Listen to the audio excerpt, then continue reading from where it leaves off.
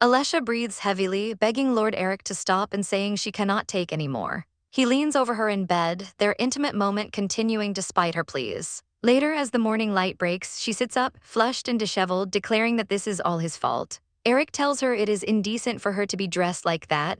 He suggests just one more time, promising it will be the last. Calling him a liar, Alessia retorts that he said the same thing last time and the time before, and that she no longer believes him. Her narration reveals that this man, Eric Lanthimos, is her husband, but until only 3 months ago, they were merely a contract couple, husband and wife in name only.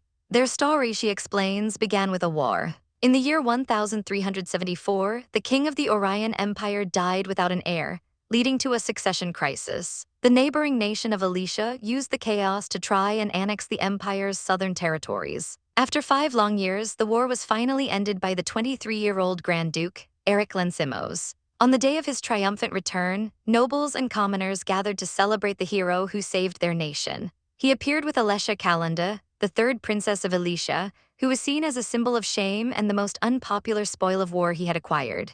At a victory celebration, a viscount formally greets her as the Grand Duchess. Nearby nobles whisper cruelly, mocking her terrible pronunciation after 3 years and questioning if she is truly royalty, calling her people barbarians. Eric approaches, calling her name and informing her that her mother, Lady Calenda, is waiting for her in the drawing room, granting her permission to leave the party early if she wishes. He then asks if something is wrong. Alessia looks down and says it is nothing. Her narration clarifies their arrangement was a political marriage in name only, a symbol of peace, but she was unaware that their relationship was about to transform into a honeymoon. Alessia rushes to greet her mother. Her mother observes how different Alessia looks, now every bit an aristocratic lady, and remarks that no one would guess she was once abandoned by her own father. After admiring an emerald necklace on Alessia, her mother bluntly asks about her marriage. When Alessia says it is the same as always, her mother becomes annoyed, grabbing her and demanding she grasp the urgency of her situation, pointing out there has been no news of a pregnancy after 3 years of marriage. She warns Alessia that if the Grand Duke takes a mistress and has a child, her position will be lost. Alessia feels helpless, explaining that Eric is always busy with military affairs and she rarely sees him. She confesses that in his absence, the servants torment her by pouring water on her bed, slashing her clothes, and serving her rotten food. Overwhelmed, Alessia cries that she wants to go home. Her mother scoffs, asking where home is for an illegitimate child and reminding her that she cannot simply return to her country as a princess. She orders Alessia to stop playing the tragic heroine and start thinking of a way to solidify her position as the Grand Duchess. Alessia reflects that her mother is right. After 3 years, she had started to romanticize her past life, which was hell from the beginning. The political marriage for peace was proposed by Eric himself, and after the 2 legitimate princesses refused the humiliation, the role fell to her, the despised illegitimate child. This arrangement allowed her mother to finally obtain the noble life she craved, but it meant Alessia had to be trapped in a birdcage. She remembers her mother's parting gift, a warning that she has no home to return to. Back in the present, Eric is informed that Alessia's mother has left, but Alessia is not responding from inside her room. Finding the door unlocked, Eric enters, calling her name. He finds her on the floor, flushed and her clothes in disarray, breathing heavily. She feels incredibly hot as Eric enters, and she pleads with him not to come in. She apologizes for the situation and asks him to use another room, her voice trembling. Eric asks if her mother said something to upset her, but she denies it, begging him to stop asking questions. He sternly orders her to open the door, threatening to cut it down with his sword. He begins to count to 3, and Alessia panics, realizing everyone will see her in such a disgraceful state if he breaks down the door. Just as he is about to strike, she gives in, asking him to come in alone. He dismisses his aide and enters her room, closing the door behind him. As he approaches, Alessia thinks about how his normally cool touch was something her body used to reject, but now it is the only thing that can save her from the heat she feels. She reaches for him but is shocked to find that he too is burning up as if on fire. It is revealed she used a seduction incense, a powder her mother had used to become the king's mistress and had passed down to her. Alessia's mind is hazy from its effects, and she can barely comprehend Eric's words as he pulls her close, stating that her clothes are in the way. As he fumbles with the belt of her dress, Alessia cries out in frustration. He misinterprets her distress and apologizes for touching her while she is suffering, but she clarifies that is not it. Overwhelmed by the incense and her pent-up frustrations, she begins to sob, recalling the insults she endured as a child. She remembers how her tears and screams went unheard in the cold palace. But now, looking at Eric, she feels that just for this moment, it might be alright to be selfish. Eric notes her dress has too many layers and she agrees. He then asks if, when tomorrow comes, she will regret what is about to happen before leaning in to kiss her. The next morning, Alicia wakes up with a start, realizing the previous night was not a dream. She panics, remembering Eric's promise from years ago that he would never touch her against her will, and that she would be free after 4 years of their contract marriage. She frets that they are becoming a real married couple and wonders how she can possibly face him. A new maid named Martha enters to wake her, explaining it is her first day assigned to the Grand Duchess. Alessia thinks Martha seems much nicer than her previous maid, but as she tries to stand, she feels weak and stumbles into Martha's arms. Martha expresses concern, but Alessia insists she is fine, merely feeling weak because she used too much energy the night before and needs to eat. Annoyed that it is already lunchtime, she declares that this is all his fault. Just then, she looks out into the garden and sees the Grand Duke. Alessia tries to calm herself down after an intimate moment, reminding herself that as husband and wife, what happened is normal. She is startled when her husband, Lord Eric, suddenly appears in her room and asks what she is doing there.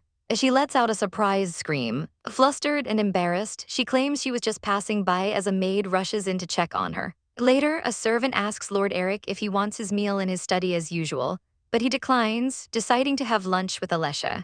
Alessia, looking at her reflection, wonders why this is suddenly happening now. She reflects on how Lord Eric has always used his work as an excuse to avoid her, realizing they've never even had a private meal together in their entire marriage. At the dining table, the atmosphere is tense and suffocating. Lord Eric asks if the food is to her liking, offering to have the maids prepare something else, but she quickly assures him it's delicious. She observes that the maids are experts at reading the room. Alessia muses that no matter how much the staff neglected her before, they are now doing everything to curry favor simply because she is seated with the Grand Duke. The situation makes her feel as if she is selling her body for survival, much like her mother did. When a sound breaks the silence, her husband asks what's wrong. She apologizes and admits she doesn't have much of an appetite. He looks at her with a concerned expression. He then quietly asks her if he heard her the previous night. The maids in the background gasp and begin to whisper amongst themselves, while Alessia looks up at him, completely stunned by the question. She panics internally, wondering why he would say such a thing in front of everyone. She knows the maids are already gossiping about this unprecedented lunch, and she feels he must be trying to humiliate her by discussing such a sensitive topic so openly. He then states plainly that they are a real couple now, which makes her want to scream for help. He remains calm and instructs all the servants to leave them alone. Once they are alone, he sincerely apologizes for the night before, explaining it all happened so suddenly that he lost control.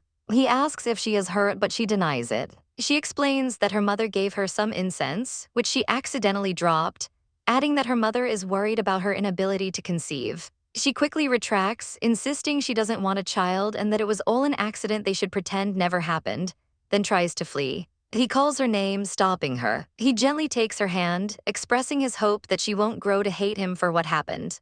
She hesitantly agrees. He offers a faint, grateful smile. After she leaves, he covers his face with his hand, looking troubled. The other maids whisper about how the Grand Duke actually touched Alessia. Alessia angrily confronts them, telling them to stop whispering behind her back. One maid tells another, Sylvia, that she saw how the Duke treated the Duchess and that Sylvia should tone down her bullying. Sylvia defiantly shatters a teacup, refusing to back down. She declares her intention to show everyone that Alessia is nothing more than a useless piece of trash. The next day, Alessia finds a dark mark on her neck while getting ready. She is startled when Sylvia enters her room without knocking instead of the other maid, Martha. Sylvia coldly informs Alessia that she is her official personal maid, and Martha was merely a temporary replacement. Alessia is filled with rage, remembering that Sylvia is the source of most of her torment and has only grown bolder over time. She recalls once trying to complain to her husband, only for him to dismissively ask what she wanted him to do about it. Back in the present, Sylvia grabs a corset, announcing she is helping Alessia get dressed. Sylvia lectures her, claiming it is proper for ladies of the Empire to wear corsets, and that Alessia's lack of one is an embarrassment that will make the Grand Duke a laughingstock. She cruelly adds that since Alessia can't even speak the language properly, she is failing at her only role of being a pretty ornament, asking if she feels any shame.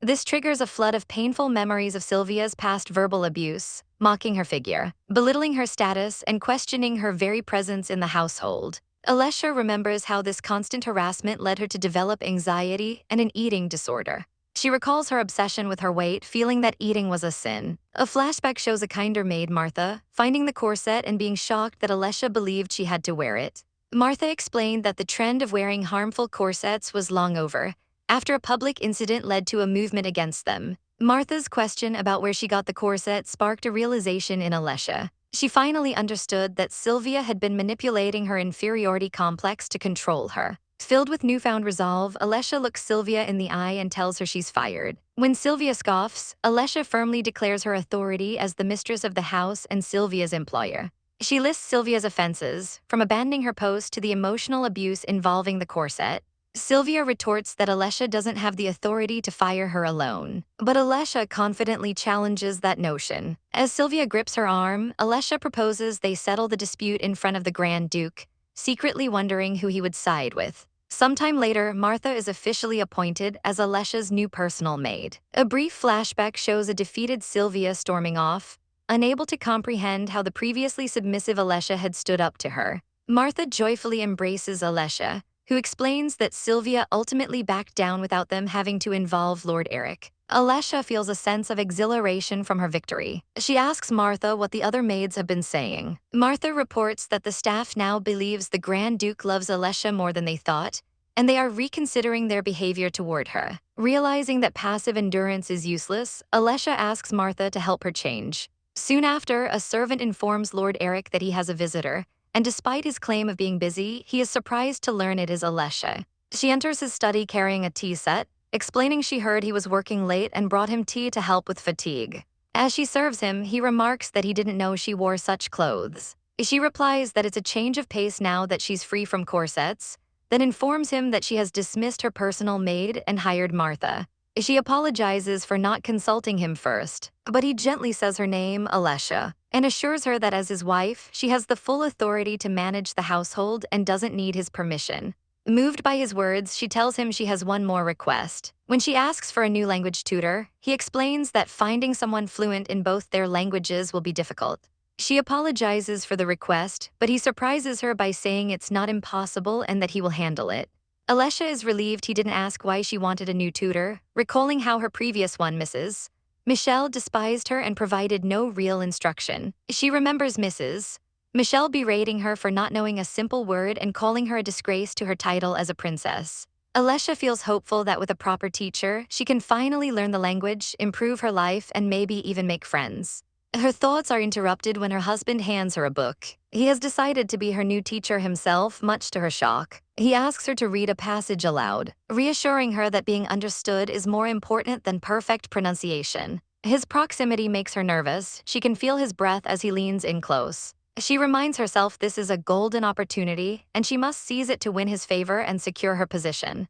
However, as she resolves to be the seducer, she finds herself becoming seduced by his closeness. As he holds her hand and asks if she's listening, the gentle touch makes her heart race. Flustered and overwhelmed, she blurts out a completely unrelated request to change her language tutor, leaving him looking at her with a puzzled expression. Alessia thinks her attempt at seduction has succeeded as she feels Lord Eric's muscles tense beneath her fingertips and hears his rough breaths. However, his face remains blank, making her wonder if she was just imagining things and if he is simply very experienced in matters of love. Later, while they are having a lesson, a maid approaches and asks what is wrong, to which Alessia replies that she was just lost in thought and tells her to please go on. During their language practice, Alessia finds that she understands him better than her teacher and notes how he gently corrects her mistakes and praises her for doing a good job.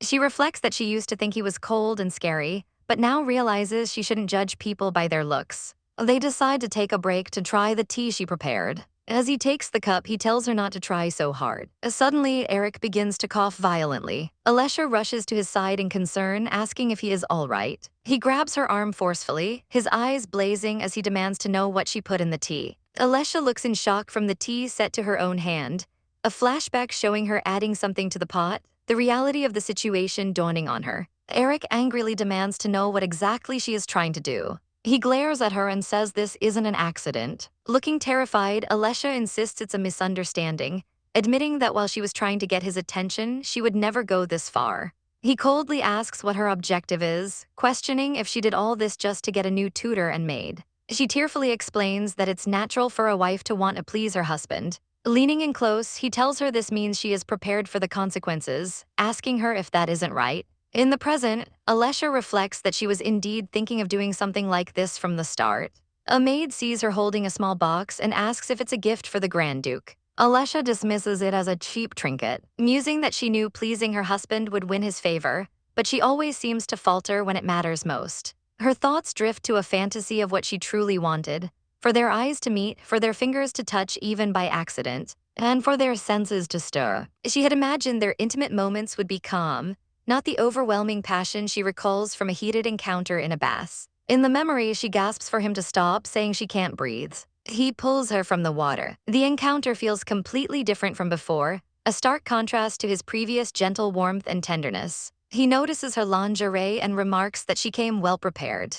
She wonders why he looks so angry. He demands to know why she is resisting, asking if this isn't what she wanted all along. As he pins her down, she screams for him to wait, then to stop. Their intense moment is interrupted by a voice from outside the room calling for the Grand Duke. The man outside then calls for the madam, asking if something is wrong. Before Alessia can respond, Eric stops her, noting that she was aroused, and asks if she would have welcomed another man at the door the same way, leaving her speechless. He tells the man outside that she will be all right, before telling Alessia to inform Mordo he will be there soon. After the man leaves, Eric confronts her, demanding to know what she was thinking. He tells her not to get the wrong idea. She was the one who drugged him, which means that deep down she wanted this to happen. He admits that he has been holding back this entire time, confessing that even now he is desperate for her and his body screams to take her just like that night. He accuses her of continually tempting him, completely ignoring the immense restraint he has been exercising. He warns her that he is not the saint she thinks he is, telling her not to provoke him too much.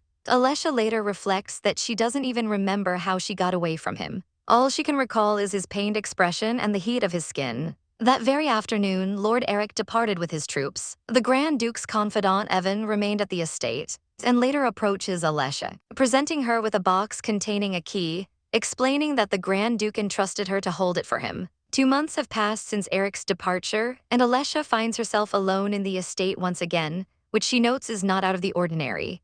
A maid finds her working late and urges her to rest, but Alessia insists the task is important and she must see it through. She looks at the master key to the estate Eric gave her, a symbol of her full authority over his many business ventures, a responsibility she feels undeserving of. When the maid Martha brings her tea, Alessia jokingly asks if she slipped anything into it. Martha is confused until she realizes Alessia means the calming blend she usually adds, to which Alessia says she won't need it anymore, now understanding her actions were her own. A dressmaker arrives, sent by the Grand Duke to take her measurements. But Alessia protests that she has more than enough dresses. The maid explains that she's only ever worn ready-made dresses and questions why she is suddenly getting a custom one. She reveals that for the past 3 years, because Alessia avoids social functions, the Grand Duke has been buying her clothes himself, but recently mentioned the size was off. The maid remarks on how attentive a husband he is and that they must get along very well. Alessia thinks to herself that while their relationship might not seem so bad to others, they have lived more like strangers under the same roof. Yet she acknowledges there were moments when they truly connected. She now fears that their argument has reset their relationship to how it was before, with the only difference being her own changed feelings for him. Every night since Eric left, Alessia finds herself tossing and turning in bed, unable to sleep. She feels something strange happening to her body. Realizing that once one has known desire, it becomes difficult to endure loneliness. She has restless, aching dreams of him calling her name, and she wakes up feeling like a sinful woman. Alessia asks for news of Eric's return, and Martha informs her that the borderlands have stabilized and he should be back soon. Alessia asks for news of Eric's return, and Martha informs her that the borderlands have stabilized and he should be back soon. However, she adds that for the past 3 years, he has not returned to the estate after the spring excursions, and he is currently resting at a camp 10 kilometers away. The realization hits Alessia that he might not return this time either, and that he has been actively avoiding her. Chiding herself for her foolishness, she resolves to focus on her duties as the lady of the house. She examines a proposal for a trade deal involving herbal medicine from Viscount Owen, which has been mysteriously put on hold. Deciding to investigate, she schedules a meeting with the Viscount, though she finds that Eric's face keeps appearing in her mind as she tries to work. She wonders if she is just frustrated, but soon finds she has no time left to dwell on thoughts of him as her new responsibilities consume her. Viscount Owen and his associate greet Alessia, the Grand Duchess, who internally notes that they are an hour late and have offered no apology. The Viscount suggests they get straight to business, and Alessia confirms she has read the proposal regarding the export of medicinal herbs. She immediately raises concerns about the clause to convert wheat fields into herb cultivation, explaining that reducing farmland by a third would cause a significant food shortage, especially with the low yield in the first year. Owen dismisses her worries, stating they have an arrangement to import wheat from the Duchy of Pem.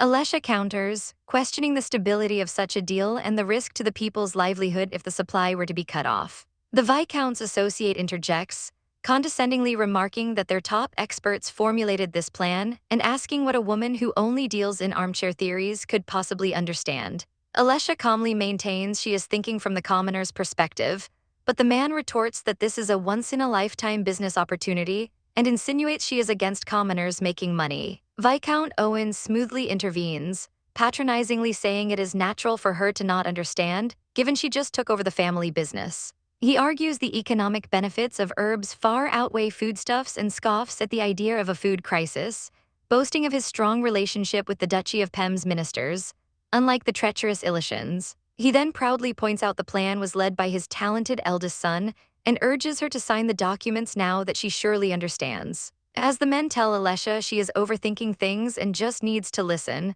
a pen hovers over the document. With sudden resolve, Alessia pulls back, declaring that she cannot sign it. Enraged, Viscount Owen demands to know what she said, yelling at her for still not understanding after their lengthy explanation. Alessia stands firm, stating this is not a matter she can decide on her own and that she will not agree to any proposal until the Grand Duke returns. After she departs, the men fume over the humiliation of being toyed with by an ignorant woman.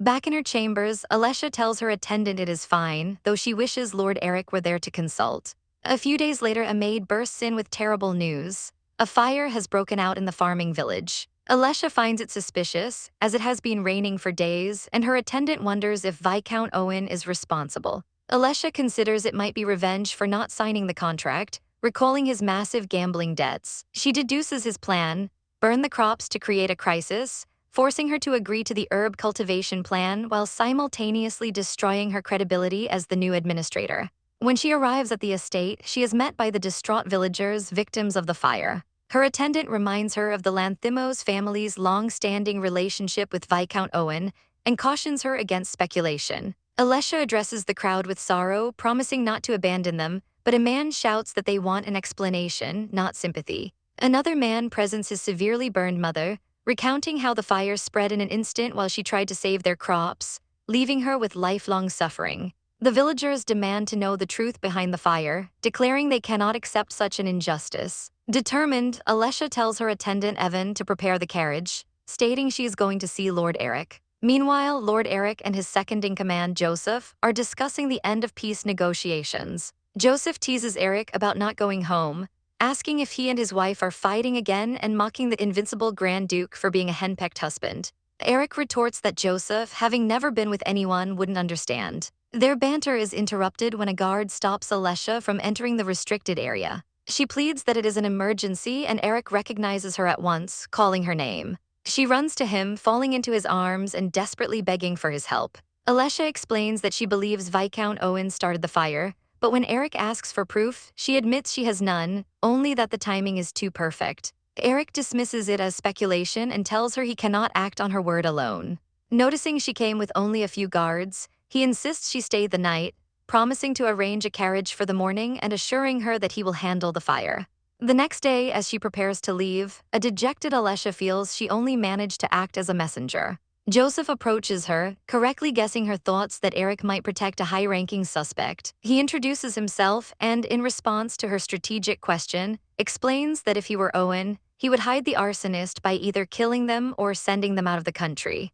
Joseph then reveals that Eric has already issued an order to block all major roads, meaning the culprit is likely still in the territory. He asks if she still believes Eric is indifferent, leaving Alessia stunned and wondering why her husband told her nothing.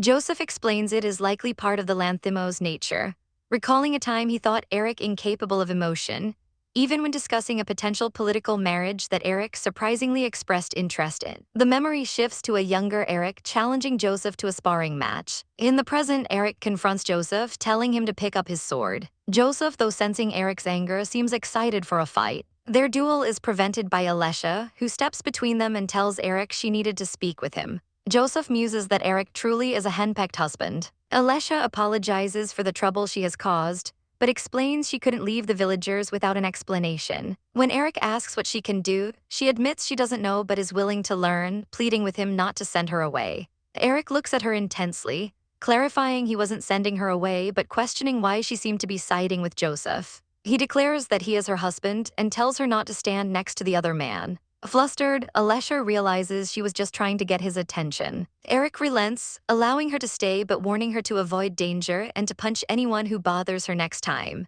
She gratefully promises not to wander and adds that the next time he argues with someone, she will take his side. A slight smile touches Eric's lips, and Alessia thinks to herself how easy he is to handle, feeling a momentary flutter when she finds him cute. She asks about his plan for the fire, and he says they will wait for the culprits to slip up. He shows her to a room, and as he is about to leave, she shyly asks if it would be wrong for them to share a room.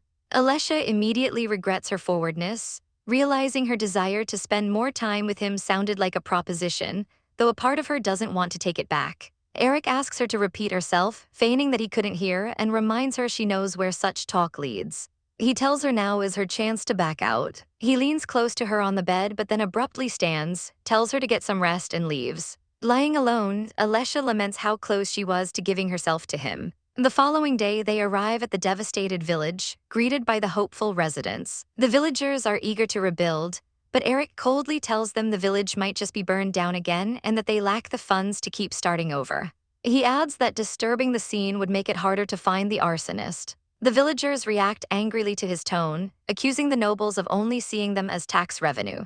Just as Eric's expression darkens, Alessia steps in front of him, shouting for him to stop.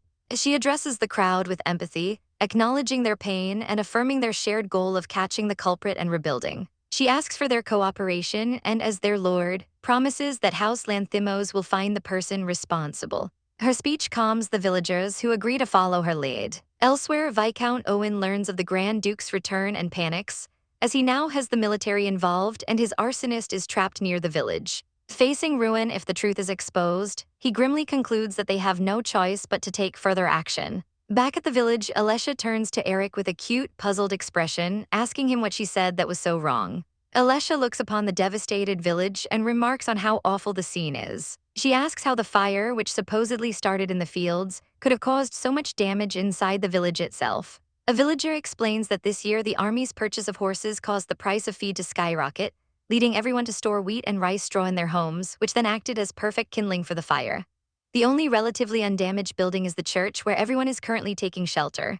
Overwhelmed with guilt, Alessia wonders aloud if she was wrong, questioning if this tragedy could have been averted had she accepted the Viscount's proposal back then. She turns to Lord Eric and asks for his thoughts. He responds that their first priority should be to prepare a safe place for everyone, particularly the injured and the children, and that the rest of the decisions are up to her. Lord Eric then abruptly suggests they relocate the entire village, to which Alessia reacts with shock. He justifies his proposal by stating that just clearing the debris would take over a month, and a nearby area called Grok has enough land to accommodate everyone. Alessia immediately protests, exclaiming that they can't do that. She argues that it is too heartless to tell the villagers to give up on their homes, and that relocating means abandoning the homeland that has been passed down for generations. She passionately explains that all their memories, love for the land, and sense of security would disappear. Lord Eric coldly asks if any of that is more important than survival. He points out that if survival were their only goal, they would not have refused treatment at the Grand Ducal estate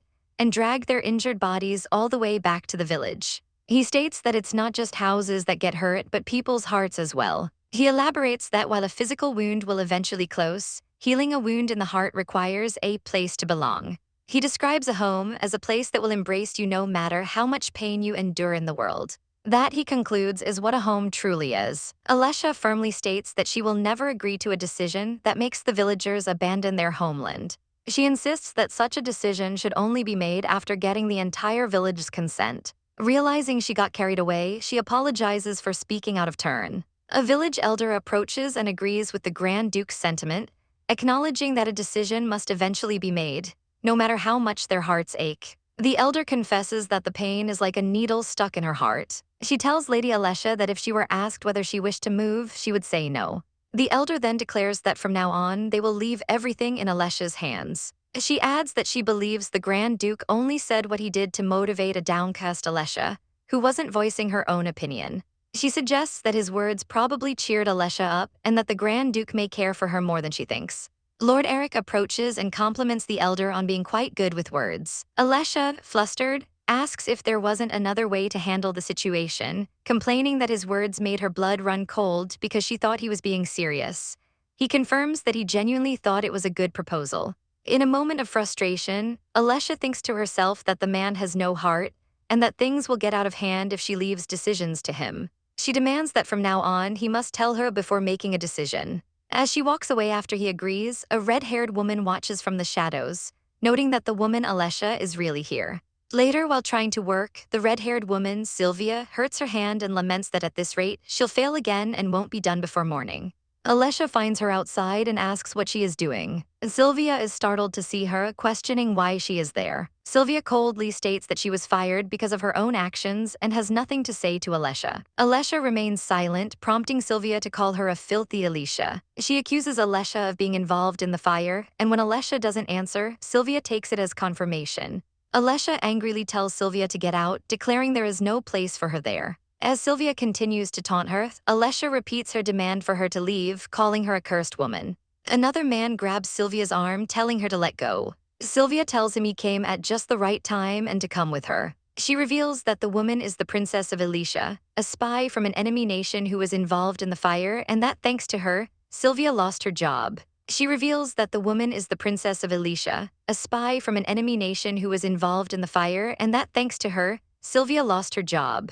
She accuses Alessia of planning to wipe them all out from the start. Sylvia then addresses the crowd, asking how many of them have lost families in the war or all their possessions in the fire.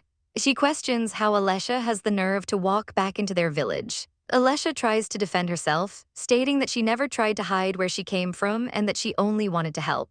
Sylvia mockingly asks if she's going to deny being an Ilishan or that the fire had nothing to do with her, calling her claims ridiculous. Just then a man on horseback arrives, asking what all the noise is about. The villagers, incited by Sylvia, begin to close in on Alessia, calling her a demon and a monster from Alicia, questioning how much more suffering she will bring them. After the confrontation, Alessia is taken to a room where she is told to take a bath and change her clothes, and that the rest can wait. She is left alone with a tub of water and clean clothes. Submerged in the bath, she wonders what she did wrong. She reflects that she was just trying to do her assigned work well and wanted to be praised. She questions if her impure motives are why she must be punished, feeling that she can never escape the fate engraved in her flesh and that all her efforts to blend in were meaningless. Feeling a warmth, she drifts deeper into the water, thinking she could stay like this forever. Lord Eric bursts in, shouting her name and pulling her from the water. He demands to know what she is doing and tells her to spit the water out now. She coughs up the water and apologizes. Lord Eric tells her to snap out of it and not lose herself over something like this. He tells her to get dressed and then asks why she didn't tell him anything. He correctly assumes Sylvia's harassment started back at the mansion and asks if she doesn't trust him, questioning if she thinks none of this would have happened if she had just asked for his help. Alessia looks at him and tearfully asks that if that's the case, he should help her now. In a moment of vulnerability, Alessia thinks about how she has grown used to the malice of others. But the one thing she truly fears is showing the most fragile and ugly part of herself to someone else. She feels she cannot say it because she is not allowed to. She worries what will happen if reaching out just leads to rejection all over again. Instead of speaking, she simply asks him to hold her. She thinks that if he isn't in the mood, he can just pretend she's someone else. She feels he can even kiss her or embrace her, even if it's just empty, loveless pleasure. She doesn't need revenge or a prince from a fairy tale. Lord Eric apologizes, admitting he thought she'd feel more at ease without him around, but that it only made things worse for her. He expresses regret that it all happened within his arm's reach and says he knows he has no right to ask for forgiveness. He tells her not to say things like that or make that face ever again. His clear words create a mysterious delusion within her, a desire that isn't for revenge or a fairy tale prince. All she wants is to be held. Later, after she has calmed down, Lord Eric asks if she feels better. She apologizes for making him worry and for crossing the line. He tells her not to worry about it and reveals that he has looked into Sylvia's past. 3 years ago, Sylvia lost both her husband and her child on the battlefield. The narrative flashes back to Alessia's arrival at the Duke's mansion, where many maids had trouble accepting a foreigner as their lady. However, Sylvia's hatred was on another level entirely. No matter how much Alessia tried to avoid her or even humiliated herself, Sylvia never stopped her torment. In the present, Alessia understands Sylvia's actions, but she feels a pang of guilt, wondering if it's her fault because Sylvia's husband died because of her father and then she took Sylvia's job from her. She feels she hasn't fulfilled her duties as a duchess, yet acts like it's her right. Lord Eric tells her that she is more than just a duchess. He continues, saying that if she has to carry her father's mistakes just because she's his daughter, then as her husband, it's only right that he helps her with that burden. He tells her she doesn't need to worry about how others see her or carry someone else's guilt. He tells her she doesn't need to worry about how others see her or carry someone else's guilt. He states that while he can't change where she came from, if she is going to carry this burden for her entire life, then before anything else, she is his wife. Back at the village reconstruction site, some women gossip about Alessia, saying they would never leave their house if they were her. She declares that at this rate, they won't even finish clearing the rubble in 3 days. A man angrily asks if she is calling them lazy, complaining that they are up early every morning working until their arms are torn up and often don't even get a proper meal. She declares that at this rate, they won't even finish clearing the rubble in 3 days. A man angrily asks if she is calling them lazy, complaining that they are up early every morning working until their arms are torn up and often don't even get a proper meal. He questions what she knows about a day of hard work. Alessia coolly asks, so what? She retorts that they look pretty healthy to her despite their complaints of being hungry and having sore arms. She warns that with no clean homes or water, even the healthy will eventually get sick, which will only worsen things for those already receiving treatment. She asks if they are tired or struggling, but then warns them that if winter begins while they are still in this state, people will die. She declares that everyone, including men, women, and children, needs to do whatever they can. She declares that everyone, including men, women, and children, needs to do whatever they can.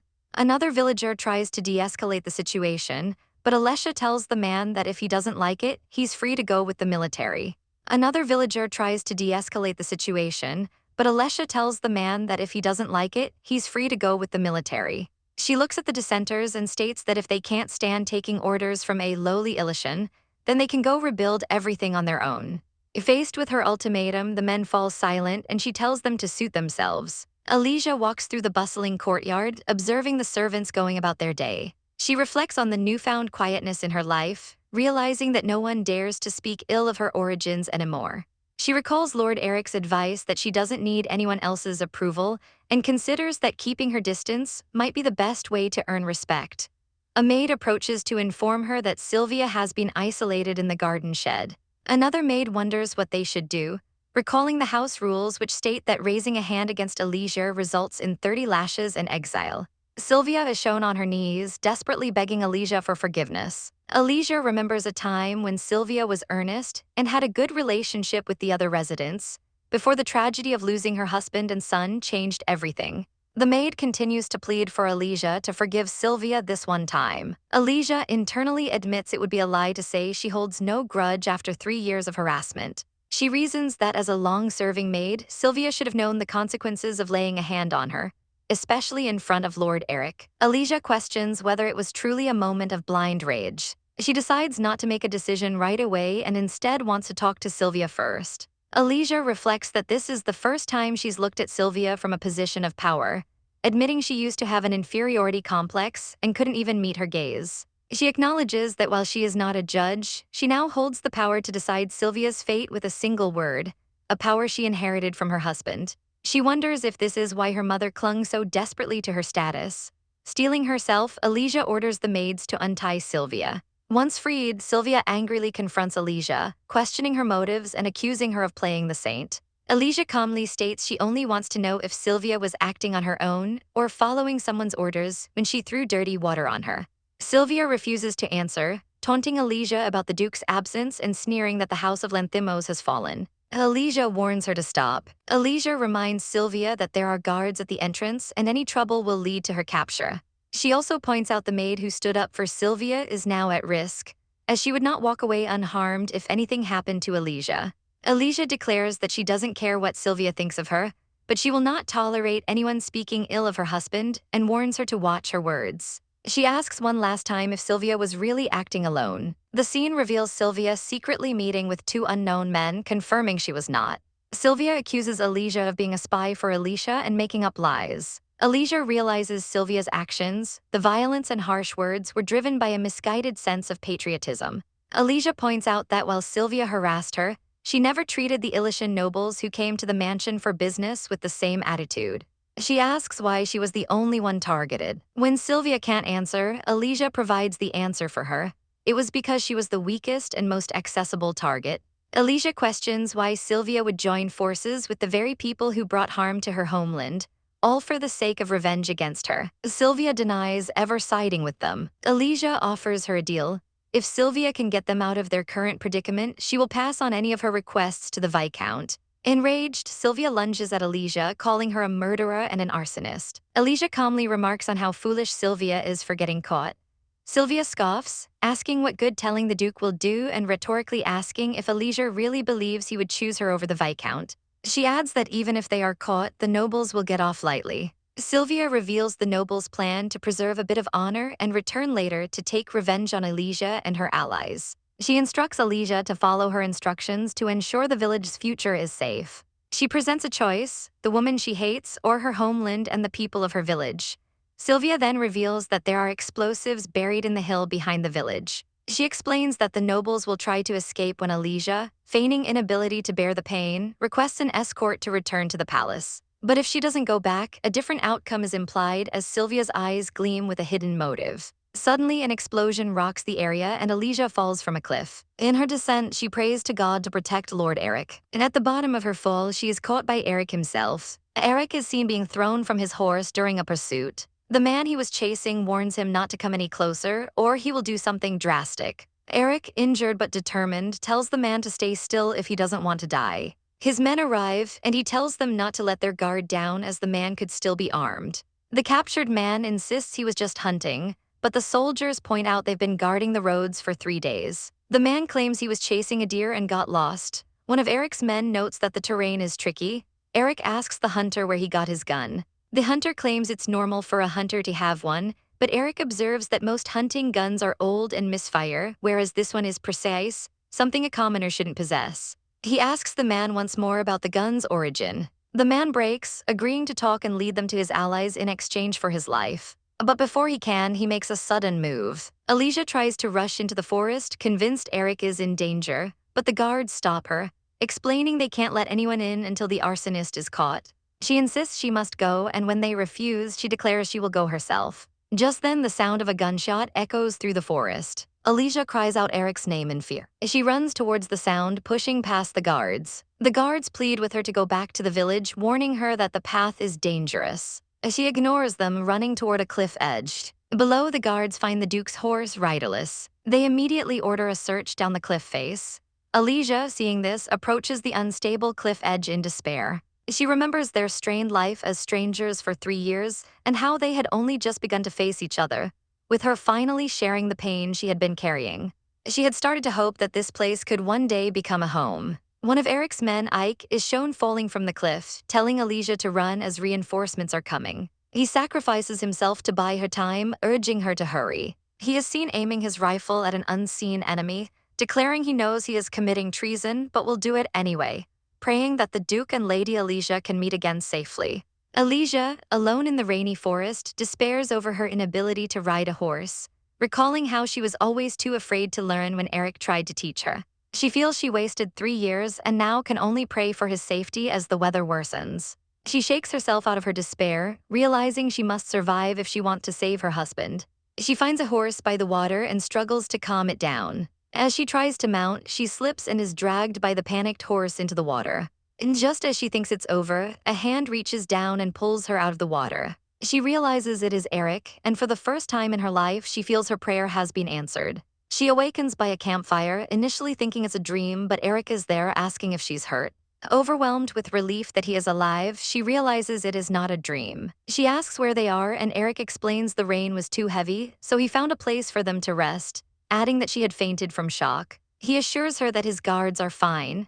A few days ago, his men intercepted a carrier pigeon, which let them know their enemies were cornered and would likely resort to force. They were not, however, expecting firearms and explosives, leading Eric to suspect the Viscount's herb trade was a cover for smuggling weapons. He deduces that when the proposal was dismissed, the Viscount resorted to burning the fields to erase all other options. The seized guns have been sent to Joseph, and if their foreign origin is confirmed, the royal house will step in. Alicia worries about the soldiers, but Eric reassures her, stating the men with him have been with him since childhood, and he knows their skill level is more than a match for their opponents. He tells her the most important thing for now is for her to stay safe, as they don't know where they are.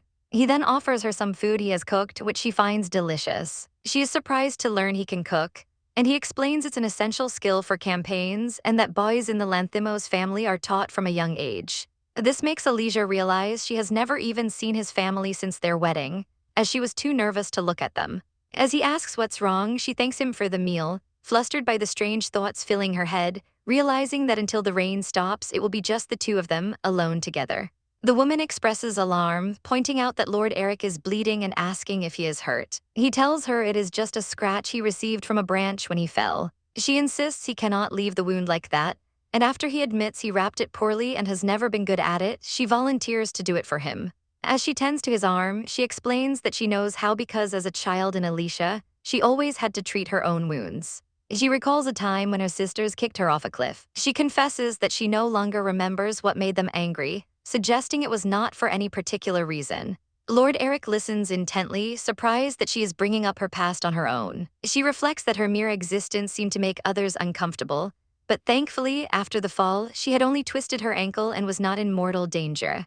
She recounts staying alone in a cave as the rain came down, much like it was that day. She survived on nuts and rainwater while watching the storm pass. After 2 full days, she came to a cruel realization. She understood that back in Alicia, there was no one who would ever come looking for her. Lord Eric leans forward, asking what happened next and if she survived. She confirms that she did, managing to find her own way back to what she called her temporary home, dragging 1 foot the entire way. Looking him in the eyes, she tells Lord Eric that is why she is truly glad that he is safe. She takes his hand, declaring she no longer wants to lie to herself. She recalls the terms of their contract, which stated that if she played the part of his wife for 3 years, she could return to Alicia. However, she now realizes there is no place there she can truly call home. She confesses that the place she truly wants to return to is by his side. After finishing the bandage, she tells him he can put his clothes back on now. A thought then occurs to her, and she asks if he was the one who changed her clothes. After a brief silence, Lord Eric confirms that he did. He apologizes, explaining that with the weather he was afraid she would catch a cold. He quickly insists that he swore he kept his eyes shut the entire time and saw nothing. She teases him gently, asking why he is saying that now, reminding him that it is not as if they have not crossed that line before. She mentions that it is cold and they embrace in front of the fire. He pulls her closer, agreeing that they should stay close together. As they embrace, she becomes concerned, noticing that Lord Eric's body temperature just keeps rising. She looks at his flushed face with worry, realizing he is becoming feverish.